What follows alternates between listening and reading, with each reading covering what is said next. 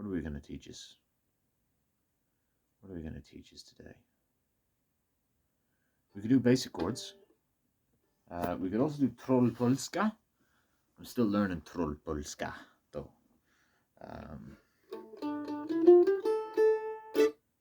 We could do... But I think I've had enough of that. Let's do the 3 basic chords. That's something everybody needs to know. And I think explaining them in layman's terms is something that hasn't been done enough on YouTube. Even though I learned these chords from YouTube, and they're a very good place. YouTube is a very good place to learn these chords, and many people have done videos on this already, but I'm hoping that this will be a little bit easier to understand if nobody has ever done mandolin before, or especially if you haven't done any sort of music theory before. So first off, let's start with what is a chord. A chord, as I explained in one of my other videos, but don't worry about it, it was a bit of a bad explanation, is essentially notes, multiple different notes that come together and they kind of sound like one note. Let's start with what a scale is. A scale is basically where you go from the first note. And it can be literally anything, but the big one, the main one that everybody learns is the major scale. The major scale and all scales are really just a formula, a mathematical formula, which in this case is 2-2-1, 2-2-2-1.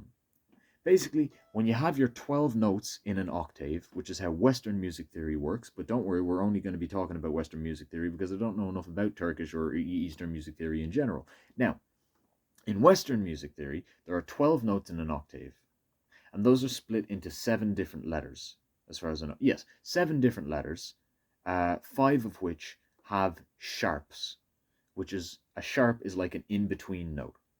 So there are 7 notes, there are 5 sharp notes, and then 2 of those 7 notes just don't have a sharp. I know, it's very confusing. It really is, and I empathize with you. Well, basically, one full octave will sound like this. It'll be A sharp, B, C, C sharp, and you'll notice there that it went from A to A sharp, and from B to C, because there's no B sharp.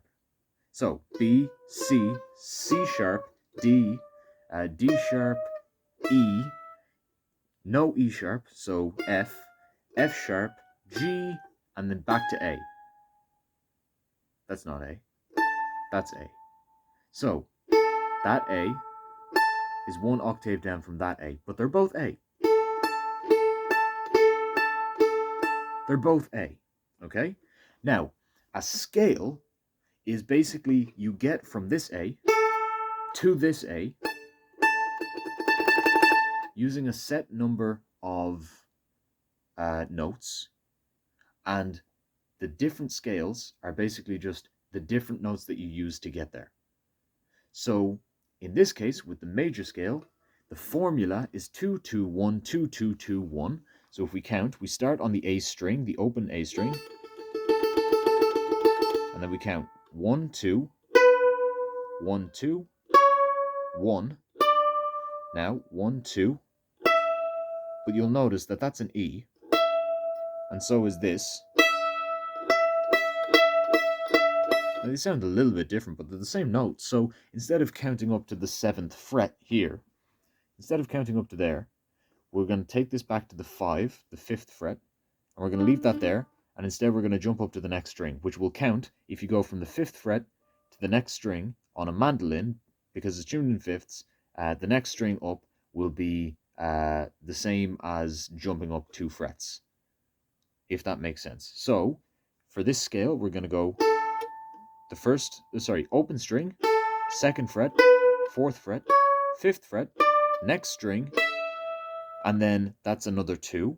And as I said, it was 2-2-2-1. So 2, 2, there you go. Jump up another 2 to the 2nd fret again, to the 4th fret again, 2, and then 1. And now you've gotten to the next A up. So now we've jumped between A and A. And so if you look at that again, that's, you start on A, and then it's 2, 2, 1, 2, 2, 2, 1. You see? So the formula is working. Now, how do you make a chord out of this? Easy.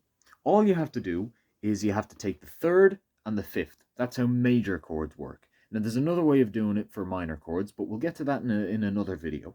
For now, we're focusing on major chords. Now, you take the third and the fifth of the scale, which means you basically just count 1, 2, 3. Now you include the root note. In other words, this is an A scale, and we're trying to make an A chord. So you include the root note, A, which is 1, 2, 3. And look, there you go. You've already gotten your third one. So if you look at a graph or an image, and you find out what that note is, that's there on the 4th fret of the A string, or even you could count up. Look, it's A sharp, B, C, because there's no B sharp, C sharp. There you go. It's C sharp. So C sharp is the 5th note in this scale, in the A major scale. Okay, now remember that, and we'll move on. Now, we keep going up the A major scale. That's 4, and there's 5. Now, I'll teach you a quick little trick. You never really have to count up to the 5th note in the scale on a mandolin, because mandolin is tuned in fifths. So if you want to find what the 5th note in the scale is, you just jump up to the next open string. Or that's if you're starting on an open string. So for example, for the A major scale, that's the first one. Watch. That's the first one. That's the 5th one in the scale. And then if we were to play, for example, a B major scale, then you start on B major, and that's the first one. But then if you just jump that finger up to the same position, the same fret, the 2nd fret on the next string up, again, it's tuned in fifths. So that's the 5th. Or if we wanted to play a C major, then here's the C, you play that. And then if you play the 3rd fret, the same fret that you started on, but on the next string up, there's the 5th. So that's a quick trick for finding the 5th note in any scale. Anyway, we're getting a little bit sidetracked. Now, we found the 3rd, which was C sharp, and we found the 5th, which was E. Now all we need is to get A, E, and C sharp together, and that'll make a chord. Now, today we're going to be focusing on the 3 basic chords, so I won't teach you what an A major chord is. You can figure that out on your own, which I had to do. That said, there are a couple of good ones, and there are a couple of shite ones online. If you look them up, you'll probably find an A power chord at some point, but you'll also probably find a good A major chord, which I figured out on my own, and then one of my friends just looked it up and found it anyway. So look, try and figure it out on your own. Try. But if you can't, there's a chord chart somewhere that'll get it, and it'll be fairly easy. Now, for the basic chords, we're looking to do G major, and that's fairly easy. What you want to do is you want to play open string, and then it's number 2 right here, and number 3 right here. So that's the shape that you want to use. Now, don't worry too much about which notes these are for now. I didn't learn that for a good long while. But you can work it out if you like. And I think it works out as G, D, B. Yeah, G, D, B, G. Which, you know, I guess that's the notes in a G scale. I never really thought about it too much. But there you go. There's your G chord.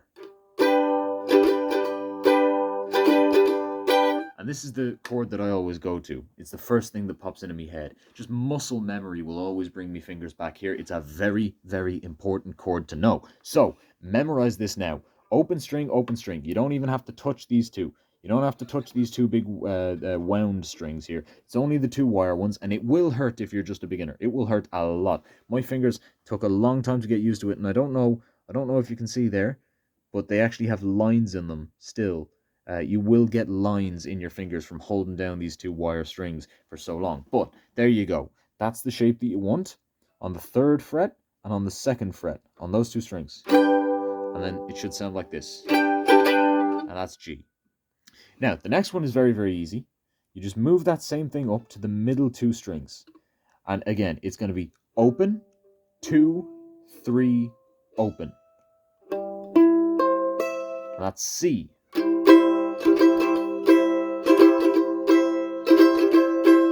Beautiful. Now, if you got those 2 down, take a second, give it a practice.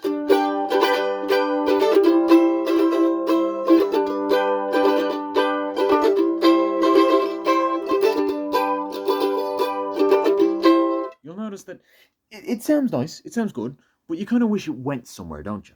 You want something to resolve it. It feels like you're going somewhere with this, but you can't really tell where you're going. You know, it feels like, where's this journey gonna take us? I wonder what the next thing is gonna be. Is it just gonna stay like this forever? And yes, it will stay like this forever, unless you learn this next chord. I'm very energetic today, and I've no idea why. Anyway, this next chord is going to be a tricky one at first, but you'll get used to it. Now, you're going to have to change your hand position, because so far your hand is down here like this. It's coming up at an angle in this kind of direction.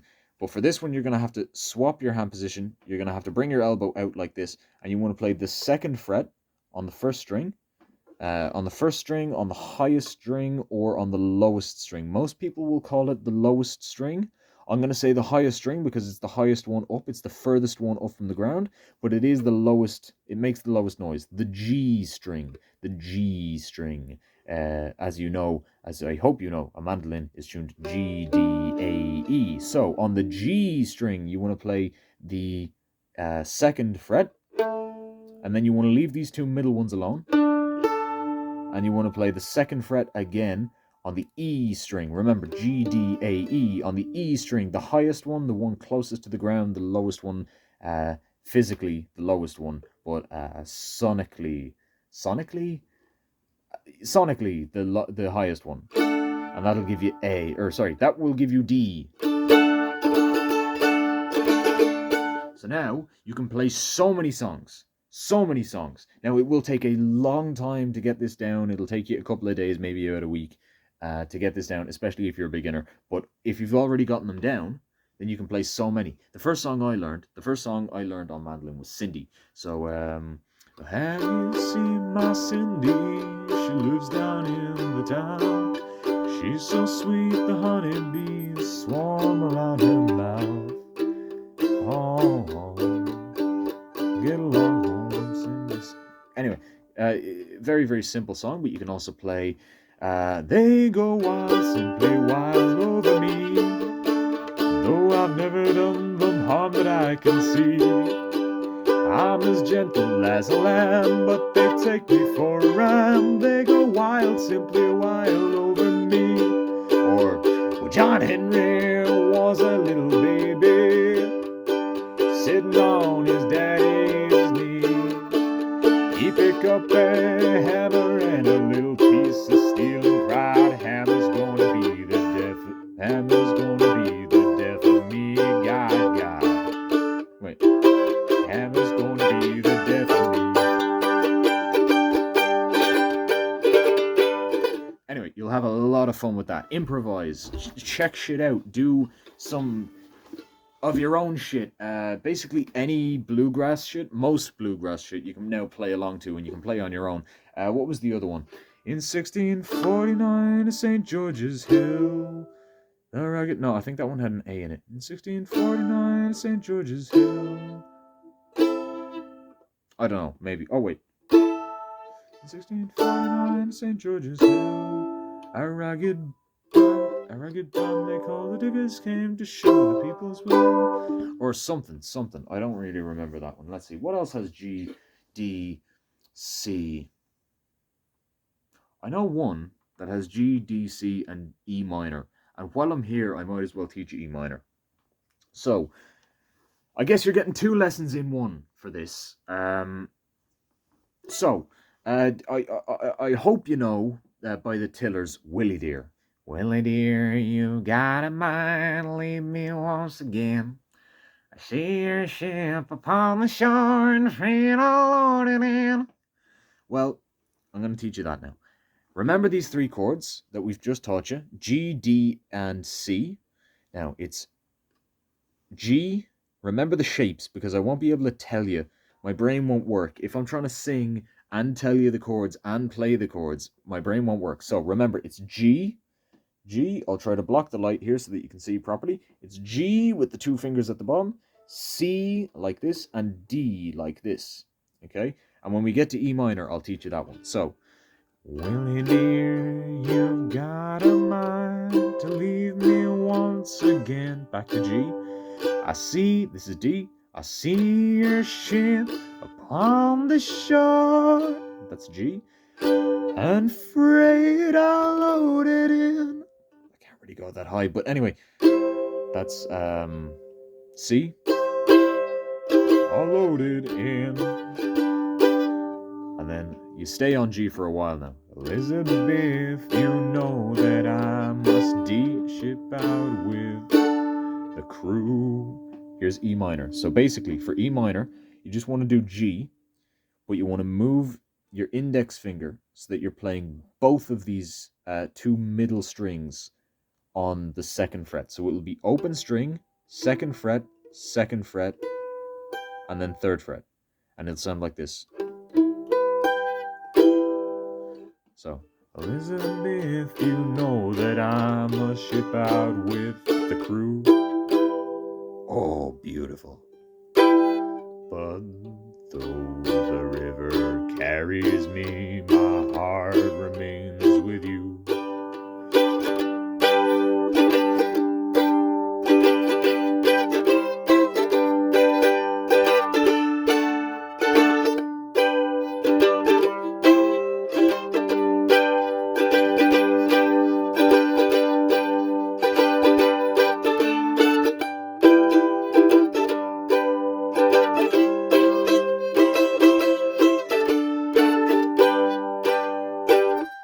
Now, you'll learn the rest of the lyrics on your own, and you can find chord patterns to memorize all of this online, but I hope I've just taught you something. Whether that be the chords, whether that be the song, it'll all be good. I will say that it is the same pattern throughout the song, so we'll run through it one more time. Just one more, because I love this song. Either way, I hope you like this song as much as I do. It's a very important song to me, and if it is also an important song to you, I hope that this helped you to learn it. I'll probably honestly do a second lesson just doing this, just so that people can find it easier, to sort of compartmentalize everything. But yeah, we'll do a run through start to finish of the song, and I'll try. I hope it's clear enough that yeah. Look, I want to say this just before we start playing the song, because I'm going to end the video after that. But I hope it's clear enough when I'm switching between these chords. So one more time, it's G. I hope you can see here. G, C, D, and then E minor.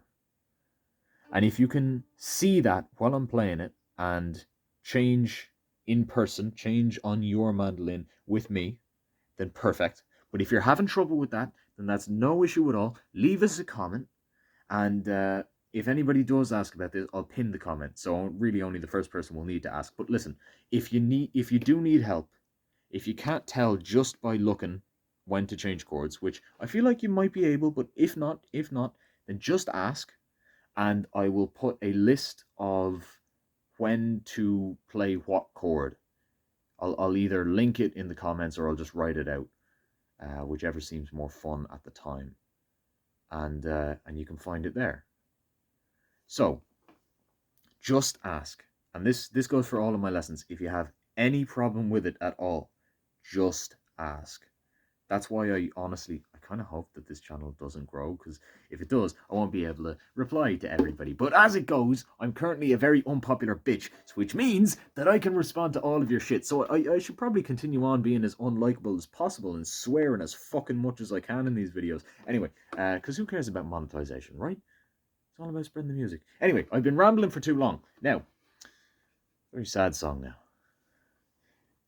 Willy, dear, you got a mind to leave me once again. I see your ship upon the shore, and freight all loaded in. Lizzie, dear, you know that I must ship out with the crew. But though the river carries me, my heart remains with you.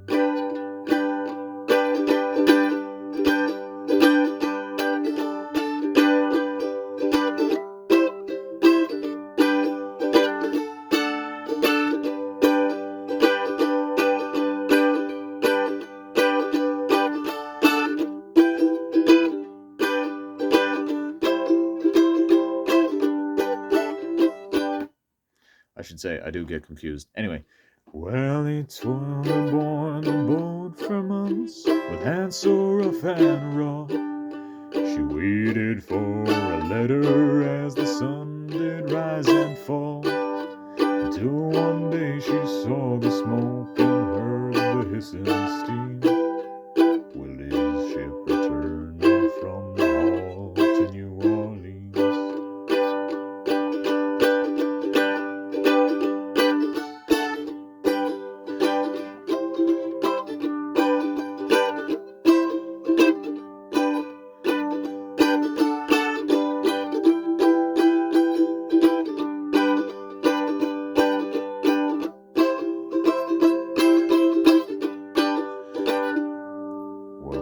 Then a loud explosion broke and trembled hills around. Her eyes grew wide in horror as the tears come pouring down. From bow to stern the ship did burn. She heard the sailors cry, the flame, fire, and rapture lighting up the midnight sky. With a trembling hand she rose. With a trembling hand she wrote a letter meant for him. This world can show. I'm losing the lyrics. Anyway, this world can show no beauty if with you I cannot be. A loneliness I can endure, to drown in sorrow's tide. I go to meet my Willie dear upon the other side. We'll skip the fucking indulgent chord progression. What's the next one? It's 18 stairs that bring her up to the widow's walk, and 5 windows for to view the rusted steamship dock. Is Lizzie standing in the stairs, or is she in the hall? Or is she in the corner with her pale face to the wall?